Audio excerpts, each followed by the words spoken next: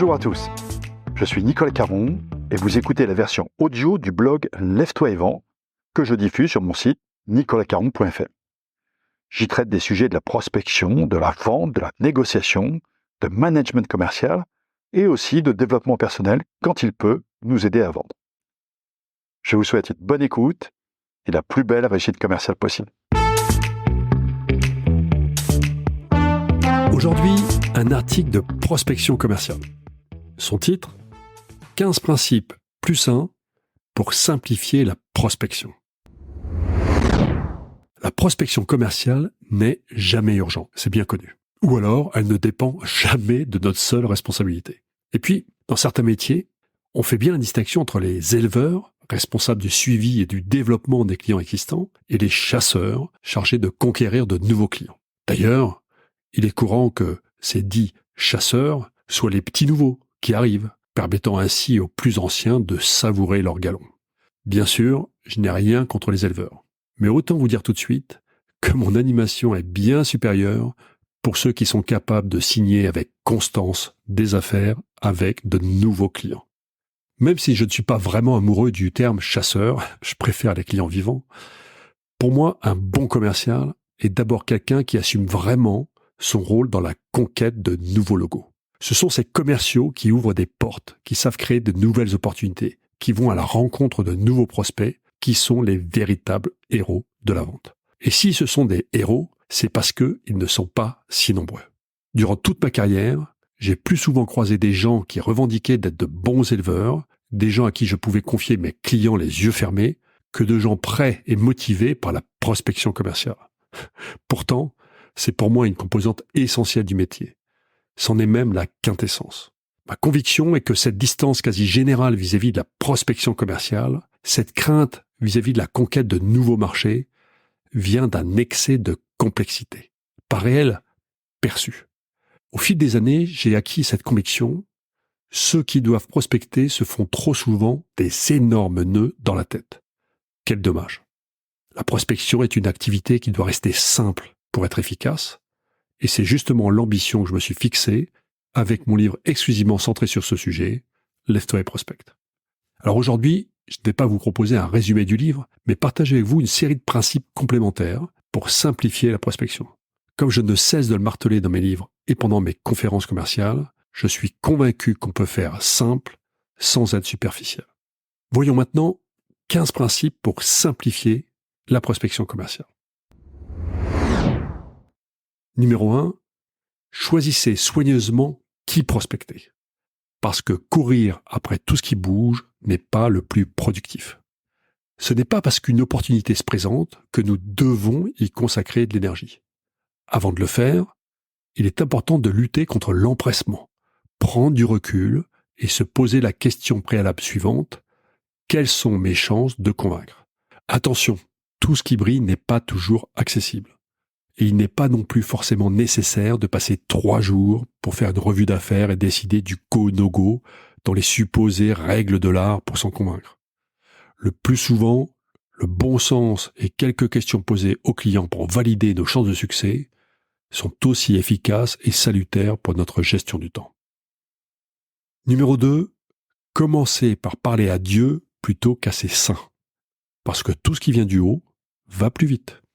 Et oui, Newton avait raison pour les pommes. Et c'est à peu près la même chose en matière commerciale. Mieux vaut passer du temps à contacter et séduire le patron que les gens qui feront office de messagers plus ou moins efficaces. Plutôt moins, le plus souvent d'ailleurs. C'est exactement le même principe lorsqu'on doit répondre à des appels d'offres. Rien n'est jamais obligatoire. Et surtout pas perdre son temps. 3. Préparez vos premiers entretiens avec soin. Parce que les touristes inspirent quand même moins confiance. Cela paraît évident, et pourtant, combien de commerciaux débutent encore leurs entretiens sans vraiment avoir fait le tour du site internet de leurs prospects, sans s'être renseignés sur leur interlocuteur du jour, sans avoir préparé une présentation particulière? C'est bien gentil d'avoir de l'expérience, mais rares sont les prospects qui considèrent qu'expérience est synonyme, fatalement, de pertinence. Et si vous voulez vous faciliter la vie, c'est très simple. Préparez en amont du rendez-vous les réponses aux 3 questions que votre prospect se pose fatalement. Comment va-t-il me faire gagner plus d'argent ? Comment va-t-il m'aider à réduire mes coûts ? Comment va-t-il m'aider à réduire mes risques ? Dans 95% des cas, votre prospect se posera une ou plusieurs de ces questions dès que vous entrerez dans son bureau. Préparez-les. Aujourd'hui, avec tous les moyens que nous avons à notre disposition pour nous aider sur tous ces plans, il n'est plus acceptable de se pointer pour faire une découverte.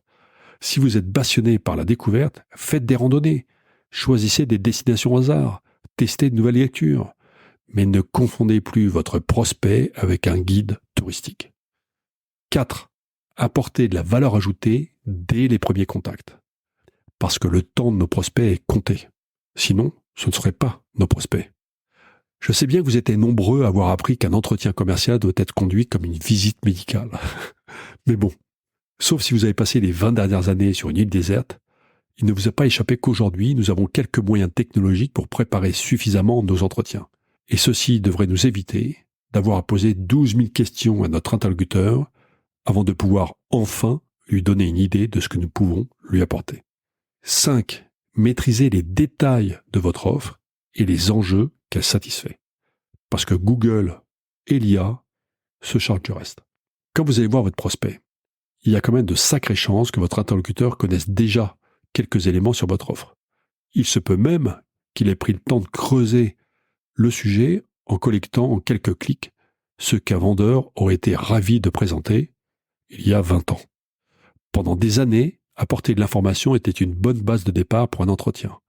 Mais aujourd'hui, se contenter d'apporter de l'information, c'est zéro. Ça ne vaut rien. Ce que nos prospects attendent, c'est de l'expertise pour aller au-delà de ce qu'ils savent déjà, et c'est une force de proposition pour adapter votre offre à leur cas particulier. 6. Considérez chaque prospect comme un cas à part, parce que c'est exactement ce qu'il pense.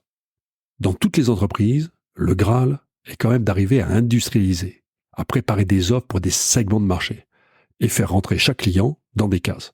C'est quand même beaucoup plus pratique. Sauf qu'il est rare de rencontrer des segments de marché à 2 pattes. Personne n'a envie d'être traité comme le numéro précédent. Et faire le cours Florent ne permet plus de faire illusion. En tout cas, pas très longtemps. Si vous osez prendre du temps dans l'agenda de votre prospect, la moindre des choses est de le traiter comme un cas particulier. 7. Ne sous-estimez jamais la force de l'inertie. Parce qu'en prospection, le statu quo est notre principal concurrent. Vos clients ont peur. Si, je vous assure. Si vous prospectez de grandes entreprises et que vous êtes reçu par un cadre, dites-vous bien que la dernière chose dont il a besoin, c'est de se tromper sur un fournisseur. Comme me l'avait dit ce haut responsable d'une grande banque française, décider, c'est prendre un risque. Et mieux vaut ne pas décider ou gagner du temps que de prendre le risque de porter les conséquences d'un mauvais choix. Bref, au lieu d'expliquer pourquoi vous êtes soi-disant les meilleurs, essayez plutôt d'expliquer et de rassurer votre client sur le fait que votre proposition ne peut pas conduire à un échec. S'il est certain qu'il n'aura rien à se reprocher en vous ayant choisi, vous aurez fait une très grande partie du chemin. 8. Acceptez l'échec. Parce que si la prospection était toujours couronnée de succès, eh bien on n'aurait pas besoin de vous. En prospection, c'est une évidence, on ne gagne pas tous les coups. Loin s'en faut. On en gagne, on en perd, il faut juste en gagner plus qu'on en perd. Et surtout, ne pas faire une dépression à chaque fois qu'on perd une affaire. Faire de la prospection, c'est vivre avec un taux de concrétisation. Ce terme veut bien dire qu'on intègre le fait de perdre régulièrement. Ça fait partie du jeu. Alors si vous ne supportez pas l'échec, changez de voie. 9. Rassurez du début à la fin. Parce qu'il n'y a pas de fin. La première vente ne doit jamais être la dernière. Je ne sais pas si vous connaissez la méthode des 3 F. Find, fuck and forget. Cette méthode, et cette époque surtout, est révolue. Même si vous avez apprécié Leonardo DiCaprio dans Le Loup de Wall Street, qui la met en œuvre régulièrement, n'oubliez pas que son personnage est un escroc. Prospecter ne consiste pas seulement à faire signer en bas à droite, puis à disparaître de la circulation. C'est pourtant ce qui est encore fait très souvent, notamment par des gens qui se plaignent à propos de la difficulté de leur métier. Effectivement, il est difficile de fidéliser un prospect qui regrette sa décision à peine devenu client. Et c'est encore plus compliqué d'accéder à son réseau. Bref, ce qui compte vraiment, c'est la deuxième vente. Et pour ça, la confiance que vous aurez inspirée du premier contact à la conclusion de la vente est la seule chose qui compte. 10. Jouez. Parce qu'il ne faut s'en faire que pour ce qui est grave. Et en prospection, rien n'est grave. Le pire du pire du pire qui puisse vous arriver en prospection commerciale, c'est de vous retrouver dans la même situation.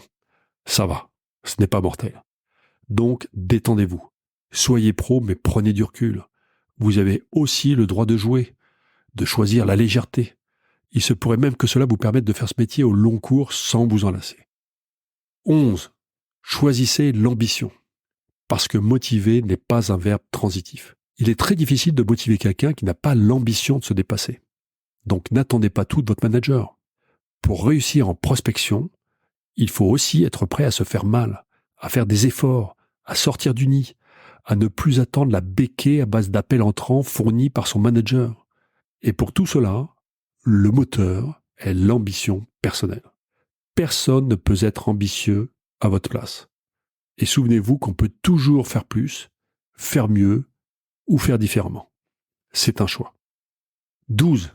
Ne mentez pas, parce que vous valez beaucoup mieux que ça. Vous valez mieux que ça et surtout, ça ne passe pas. En tout cas, ça ne passe plus.